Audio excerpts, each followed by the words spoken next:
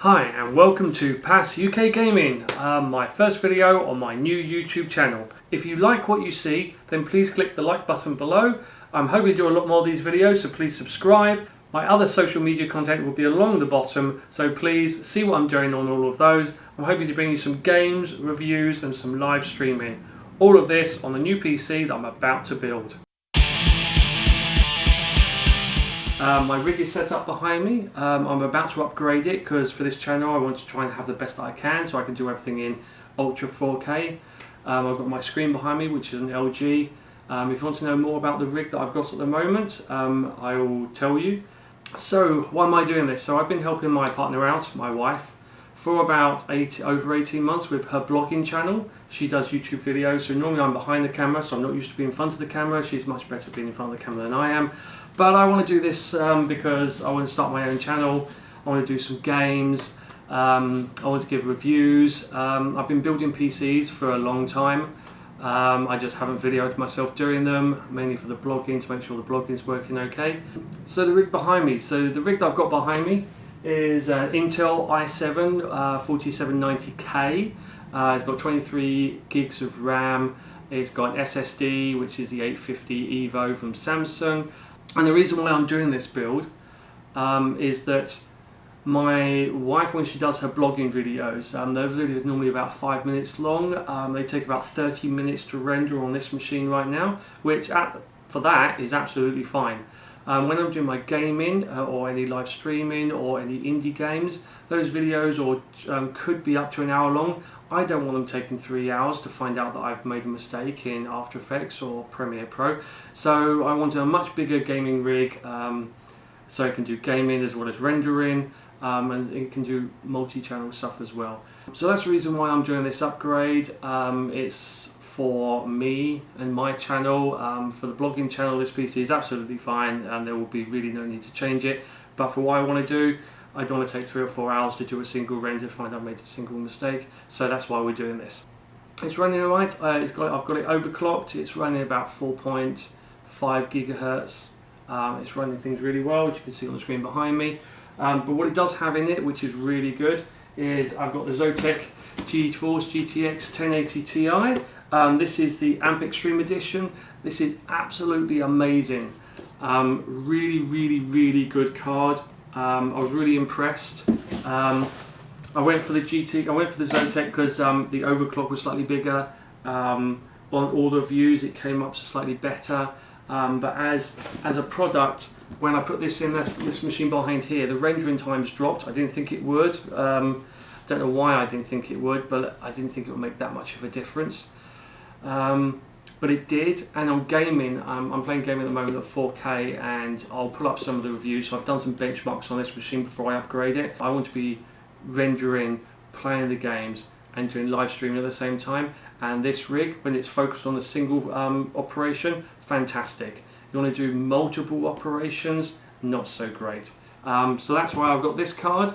I don't think I need to upgrade this. I'd love to have 2 of them, but they're quite expensive and I can't really afford that, so one of these bad boys is good enough. So I upgraded to the EVGA closed loop radiator. This is the 280mm radiator. I went for big because I thought I'm going for big overclocks, need to get the heat out. This, absolute god. So what have I bought? So I think it kind of gives away in the name of the thread, but this is what I've got. So I'll start with the RAM. So this is a G-Skill DDR4 Trident Z RGB, the overclocked extreme. I've looked at it. I've got this, and these are sequential RAMs, so it's 103, 104, 105 and 106, so therefore all 4 sticks of this are all sequential, so they should be all good. Quad channel, so that's going to be fantastic, so I'll stick that here. I also got this order in, if I can lift it up. This is from Overclockers. That's where I've ordered all this stuff from. I ordered it for them, they had everything I needed, it was all in stock. The only thing they didn't have in stock was the Trident Z RGB RAM. But yeah, this is Overclockers. They're a pretty good site. They do seem to be on point with everything they need to do. They have that world-renowned 8-pack overclocker, so they really know their overclocking stuff. So this is what I've ordered from them. Not sponsored by them. This is all my own money. This is all stuff that we've earned from my wife doing her blogging, and me, what I want to do with my channel. As I said, this is my own money, so I bought what I want to do. So if it's not going to be exactly what I do, I can't just hand it back, say thanks for the test and giving it all back. This is my money and this is keeps forever. So so let's see what I got. As I said, this is my first channel. This is my start, my flagship. This is what I want to do. I want to try and do a video every so often. As I said, I want to do some indie games with live streaming of myself doing indie games. I see a lot of people doing those on YouTube. Really like watching them myself. My wife, who says, Paul, you do all the videos for me. Why don't you just do some videos for you as well? And I thought, well, you know what? Weekends, I have some spare time, so I want to do a couple of videos a week. Do some reviews. As I said, I've been building PCs, you can tell by the grey hair and everything else, for a very, very long time. So this is the package I got from Overclockers. So let's see what I've got. Lots of packaging.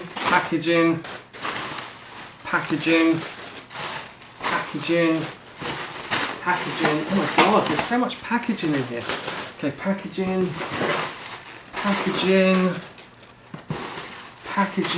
Oh wow.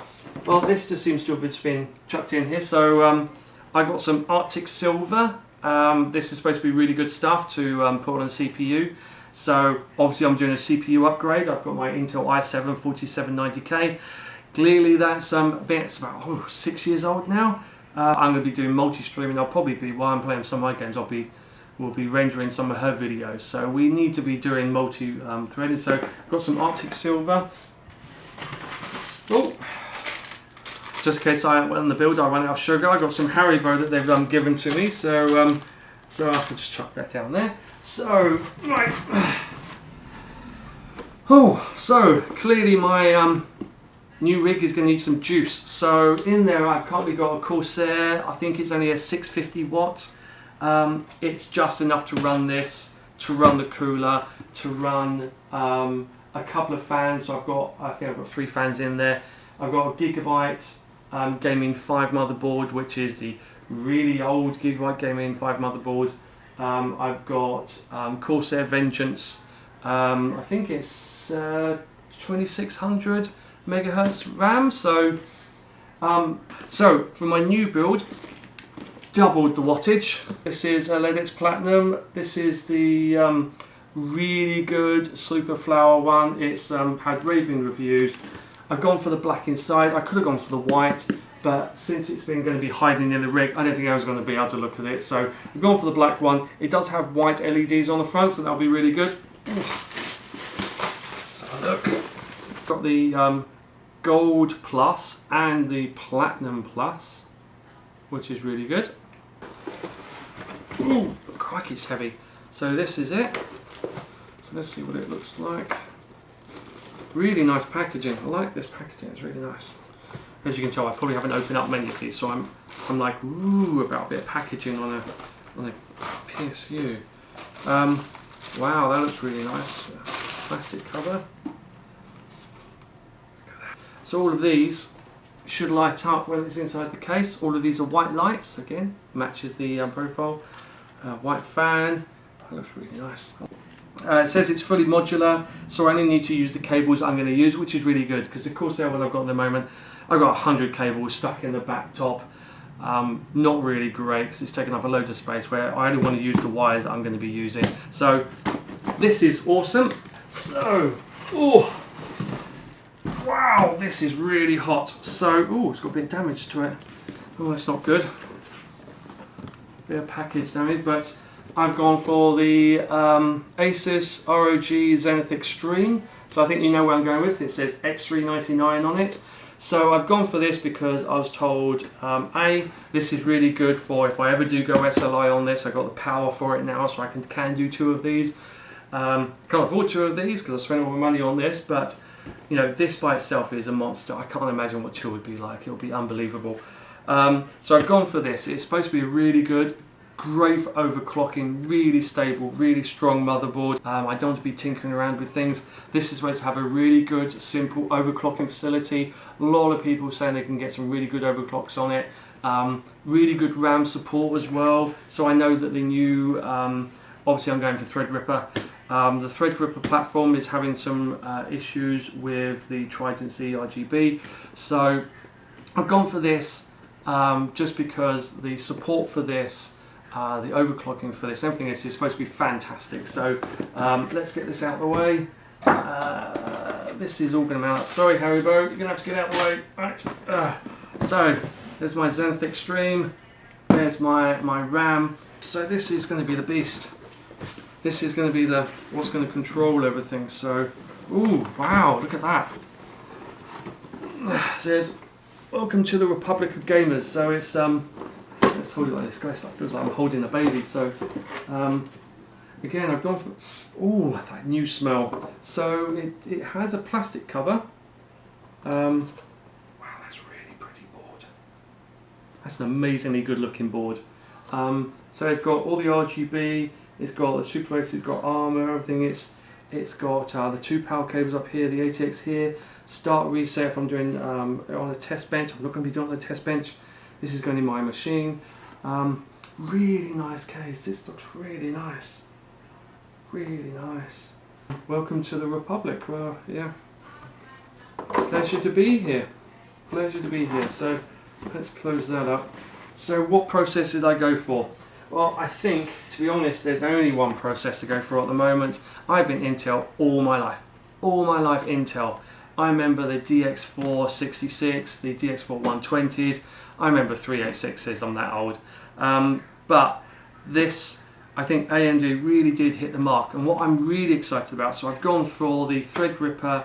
It's the 1950X, that's the top one they do, 1950X. Absolutely fantastic processor. When I looked at some of the reviews, what I was really amazed about is that they're saying that there's 4 chips in here, but only 2 of them are active. The other 2 are symbiotic, so therefore they just create, when you put your heatsink on the top, they don't, you know, there's not a gap. But that means that they've got another 2 spaces. So this is like a 16 core 32 thread, but it's only got 2 of them active. So therefore it's it could be 32 cores, 64 thread.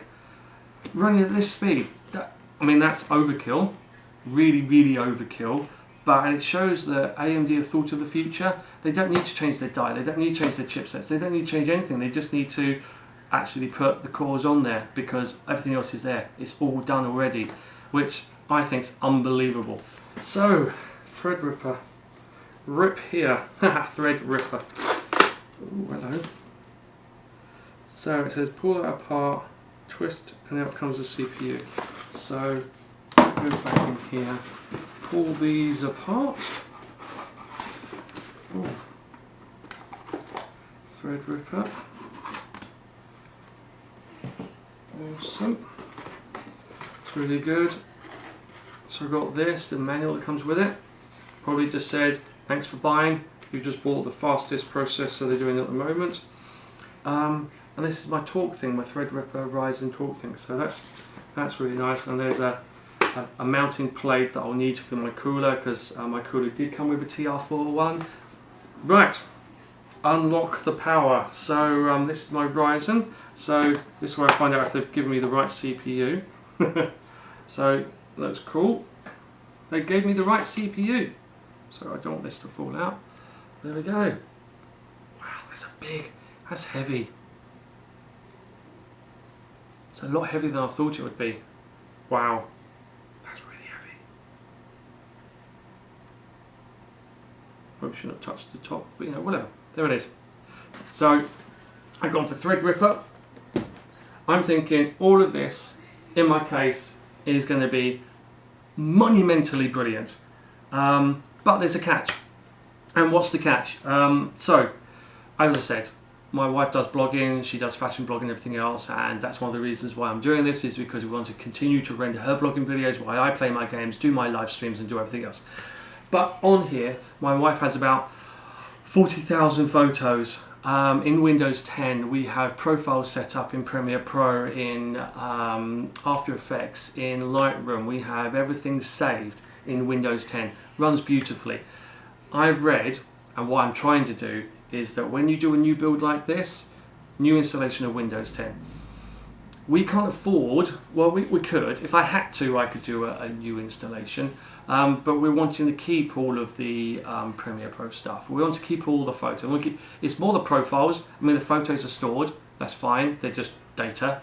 But we're wanting to store the profiles. Everything that she's done when she's taken a photo, edited it, adjusted it, saved a profile. We currently go into Lightroom, you upload some photos, we've got some presets, some watermarks and everything else that she does. So it's really important for us when we're doing this upgrade that nothing changes to the Windows setup. We want to, tomorrow, once I've finished doing this build, we want to be able to just plug the SD card in from the camera, because we've got a photo shoot this afternoon we've got to do. Plug that in, upload it to Lightroom, it automatically adds our watermark, adds our name in, adds our presets, adds everything else as it does normally, just like that. We don't want to have to be doing installs, because that means that we need to redo all the watermarks, redo all the presets, redo everything else. I'm sure somewhere there's some passwords that I've forgotten, and so this is really a build about getting all of this done. Switching to Intel, it's the best or worst kind of change, in that we'll see if Windows 10 can hold up to it. I've got to deinstall some software, install some new software, keep some current software. When I first do this, it's just going to be a base, no overclock. I just want to get the system stable, get Windows working correctly, get everything working correctly, and then I can start overclocking a little bit later. So that's the reason for this build. I'm going to try and do a stop motion video of me installing it, and then we'll see how we get on with Windows, because as I said, I want to keep this as it is. It's just upgrading the motherboard, and we'll see if I need to do a full reinstall of everything, because that will be a pain. But anyway, thanks for watching, and let's get on with the build.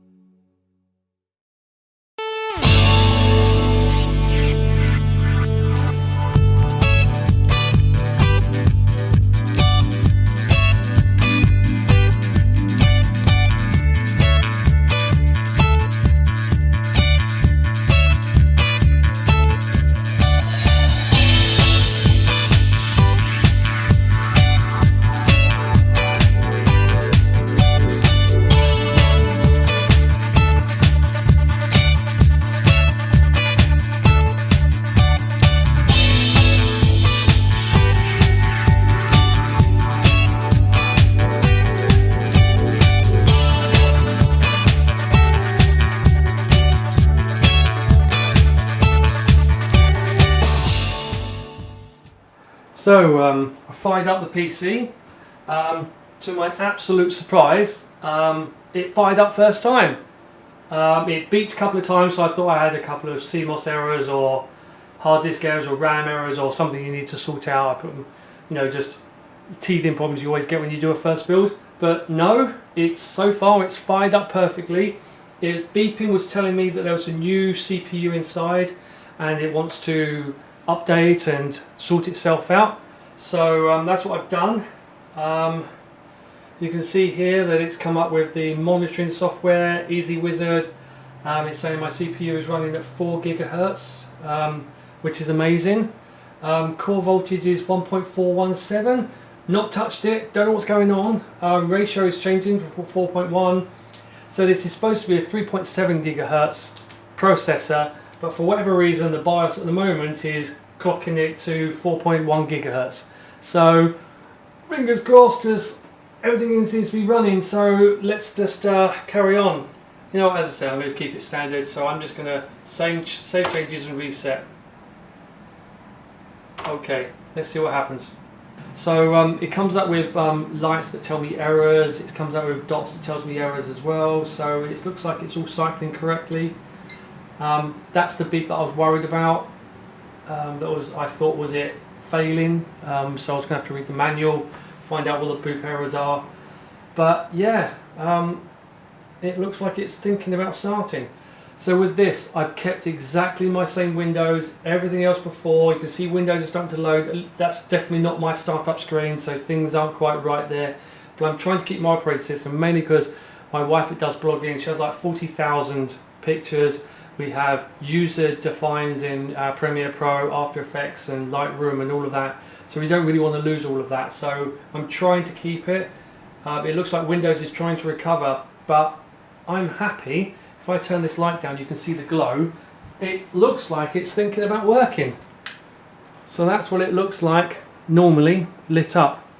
I'm amazed it's actually working first time. So we'll see how far Windows gets. I'm probably going to have to leave this for a while because it's really going to confuse it. But yeah, Windows 10.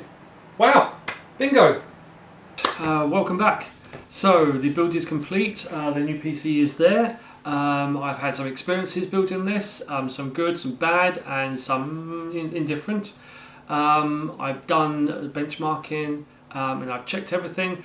The results. So the benchmarking. I've done superposition, I've done Valley, and I've done Heaven. All of those are basically the same as the old PC, which kind of makes sense because the graphics card is the same. And everything else like that, and really the superposition, Valley and Heaven are all really based on the graphics card. The next ones I've did, which are do graphics as well as CPU, is 3D Mark. Now 3D Mark on the graphics side, as in just using the GFX card, the GeForce 1080 Ti, was basically the same. I've got it running in the background here. It's currently running at 69 frames a second. 69 frames a second is absolutely fine. I think before it was running about 64, 65. It's only a 60 Hz monitor, so anything above 60 means that the G-Sync all works. So 60 frames a second is all that's really needed. This is running at 4K, by the way, just in case the test I was running. So 4K, it's running at 69 frames a second, which is really good. But the CPU, now the CPU was really interesting. So the old CPU on the 3D Mark benchmark, when it did the CPU tolerance check, was only getting about 8,000 score. Yeah, about 8,000. That was overclocked at 4.5 gigahertz, and everything was maxed out. Fans were running like there was no tomorrow. It was just really strong.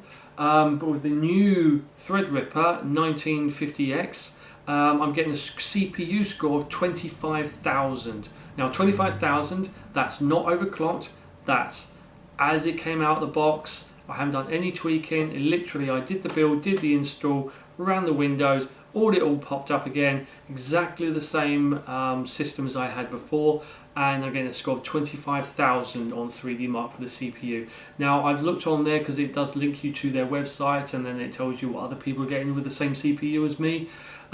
Some people are getting a bit higher, some people in the 33,000s, but when I looked at that, that's like a 4 GHz overclock. This is bog standard. I then did a Cinebench benchmark. Now Cinebench, the old system, got a score about 900, 4.5 GHz overclock, running just pure CPU, quad core and everything else. This system, out the box with no overclocking, no tweaking, just running what I bought and what you saw in my unveiling. I'm getting a score of 3,100.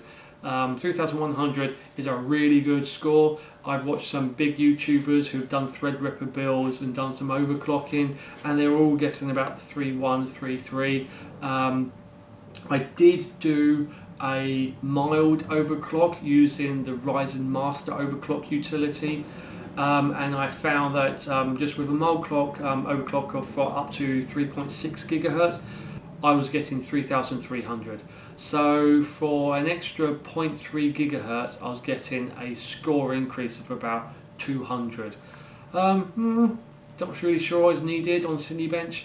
The other big difference is the temperatures. So on the old system, running Cinebench to get my old score of 900, it would get up to about 70 odd degrees, 71 degrees.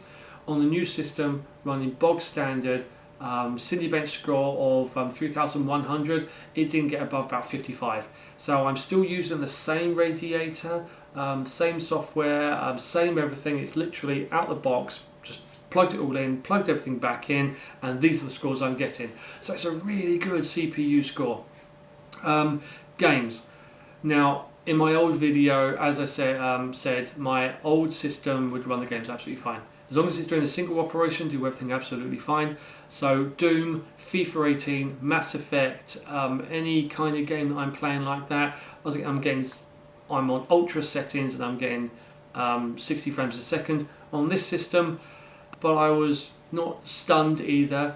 When I had it, because you may not know or may know, with Threadripper, there's two modes. So you have your rendering mode and you have your gaming mode. So I ran games in the render mode, and they were running at 60 frames a second, but every so often it did look like we had a memory dump, and then it would slow down and then suddenly speed up again. And then it would slow down and speed up again. I'll do that every like 30 seconds, a minute. So in FIFA 18, when you're playing the game and you're trying to do a cross, and then it suddenly slows down, it doesn't help. So I was a bit worried about that. I thought, oh crikey, I've just ditched a good gaming system that plans games well, but doesn't do benchmarking very well. And now I've got a system that does great benchmarking, but doesn't play games very well. Flicked it into game mode, absolutely beautiful. 60 frames a second, no stuttering, no nothing, no loading, no everything else. I think one of the switches, you change the memory to linear dumping, so it always is refreshing the memory, where with render mode it tries to save everything in memory, and then once that hits capacity it then has to do a virtual memory system. So I think that's why I was getting that stuttering after a while, because the memory buffer was filling up. So the last bit of my build is this last section. So the reason why I want to do is do a lot of rendering. So with Media Encoder, Adobe Media Encoder, so once I've done my After Effects, once I've done my Premiere Pro and got it all together, and this video is being done on this new system as well, it took about half the time. So to do a 20-minute video in After Effects and everything else, in the old system would take about 20 minutes, half an hour. This does it in about 10, so that's really good. So for a 20-minute video, it takes about 10 minutes. It may do a little bit quicker. I just started running it, and then I just waited for it to get to the point where it was telling me the correct time, because obviously it starts off really high, so it's going to take an hour, and then suddenly it shoots down. Once it's stabilized, it's took about 10 minutes. So that's really good. Good thing about this is that I tried rendering and playing FIFA 18 at the same time, and I was rendering a 20-minute video at full speed, full clock and everything else, and I was playing FIFA 18, and they both worked perfectly. So and then I did FIFA 18, I recorded myself, and I was rendering at the same time, and it all worked really, really well. So I said at the start of the video I had hit some hiccups. So here are my hiccups. So the main reason why I wanted to do this is because I wanted to keep my Windows systems, I wanted to keep all my settings, keep all my profiles, just basically unplug the hard disk, plug everything back in, and plug the hard disk back in, fire it up, poof, it works. And it did work. But I found that the EVGA software was clashing with the motherboard software when I installed. There'll be a conflict between the EVGA software trying to control the fans and the pump, and then the motherboard trying to control the fans and the pump. Now, I know that this is an out-of-the-box EVGA thing, so it's not a purpose-built. I know the motherboard I got is for pump systems, so they're both conflicting with each other, and it just wasn't working. So that was a problem. I found that some of the benchmarks, when I ran them, ran a little bit lower than I would expected from a Threadripper, and there was some software conflicts between my old Intel system and the AMD. Everything still ran. I still can render, I still can play games, I still can do my benchmarks, I still can do what I want to do, but it wasn't so great. So what I did was I just wanted to make sure that it wasn't me making mistakes, and it was done. So I went out and got a fresh copy of Windows 10 on a USB stick, because when I built this I didn't do a CD-ROM drive, and I bought a Samsung 960 Evo M.2 drive SSD. This has got the NVMe software on it, so I bought that as well. I installed that on the system, I installed Windows on the system. I then just installed just the benchmarks, just the games, just my render software from Adobe, and then I ran everything again. And there was I wouldn't say significant increase, there's probably about a 10% increase. 10% increase in everything. The system ran a lot smoother.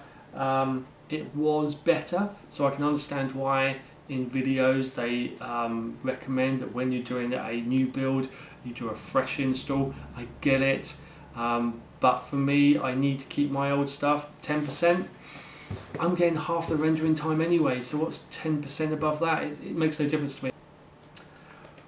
When I installed all of the new software on these two, I installed only the drivers for Threadripper and Ryzen on here. I didn't install the fan controllers or the pump controllers, which kind of makes sense, you probably shouldn't have done that. On the system, I installed the EVGA. Radiator works like a dream. So if you're doing a new install of a Threadripper with the ASUS Zenith Extreme motherboard and you've got a OEM radiator, I strongly recommend that you don't install the fan controller software. I think it's called the iSuite 3. So don't install the iSuite 3, because that will then conflict with your drivers for your OEM radiator, which means it won't work and the pump will stop and you'll then get extreme heating. System's working like a dream. Everything is rendering. I can render and play games at the same time. It is a beast. One day I hope to get an SLI GeForce GTX1080 Ti. Can't see it happening anytime soon because it's best bunch of £1,000, but the system's doing really well. Really liking it. It was a good move, the right move, expensive move. If you're thinking of a Threadripper build, I strongly recommend you almost copy what I've done. You can keep your old system, just make sure that when you do your driver installs, you only install the drivers you need. But that's it. Thank you very much for watching, and stay tuned. Subscribe for the next video.